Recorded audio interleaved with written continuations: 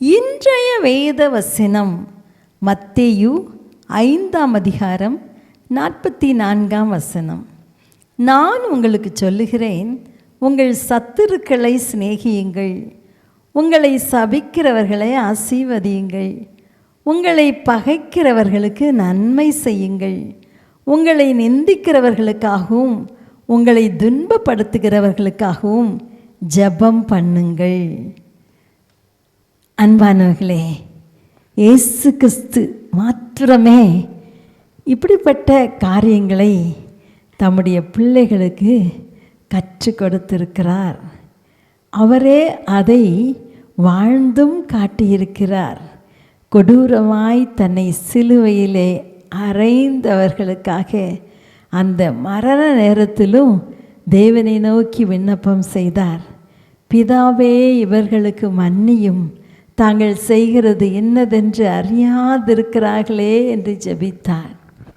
George Washington என்பவர் அமெரிக்க தேசத்தின் அதிபதியாக இருந்தபோது ஃபோர்ஜர் என்ற பகுதியில் படைகளை நடத்தி கொண்டிருந்தார்.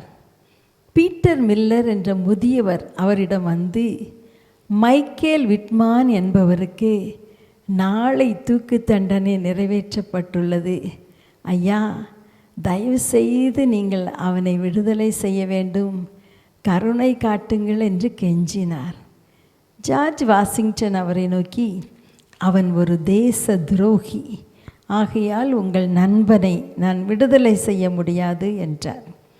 அதற்கு பீட்டர், ஐயா, அவன் என் நண்பன் அல்ல, என்னுடைய கசப்பான எதிரி. பல ஆண்டுகள் என்னை துன்புறுத்தி பல முறை என்னை அடித்து துப்பியுள்ளான் என்றார்.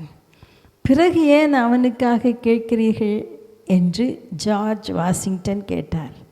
அதற்கு பீட்டர், கிறிஸ்து என்னை மன்னித்து உள்ளார், அதுபோல நானும் மைக்கேல் விட்மேனை மன்னித்து விட்டேன். மட்டுமல்ல, அவனுக்கு நன்மை செய்ய விரும்புகிறேன். தயவு செய்து அவனை மன்னித்து விடுவீர்களா என்று கேட்டபோது ஜார்ஜ் வாஷிங்டன் உங்கள் கிறிஸ்தவ வாழ்க்கையின் முன்மாதிரியை பாராட்டி பீட்டர் மில்லரின் தூக்கு தண்டனையை ரத்து செய்கிறேன் என்றார்.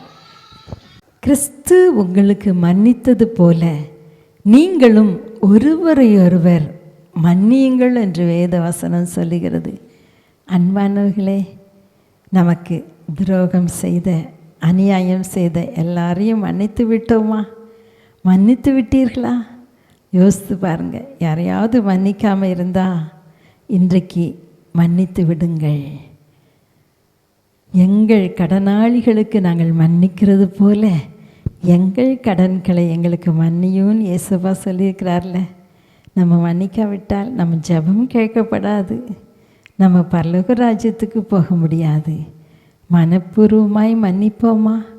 அன்பின் தகப்பனே, எங்களுக்கு தீமை செய்தவர்களை, எங்களுக்கு துரோகம் பண்ணியவர்களை மன்னிக்கக்கூடிய கிருபையை கர்த்தர் எங்களுக்கு தருவீராக என்று சொல்லி ஜெபிக்கிறோம். இயேசுப்பா, எங்களை தாழ்த்தி உடைய திருக்கரத்துக்களே ஒப்பு கொடுக்குறோம். ஆண்டவரே, அந்த கிருபையை தாங்கப்பா. உம்முடைய கல்வாரி அன்பு எங்கள் இருதயத்தில் ஊற்றப்படட்டும். இயேசுவின் நாமத்தில் பிதாவே, ஆமென்.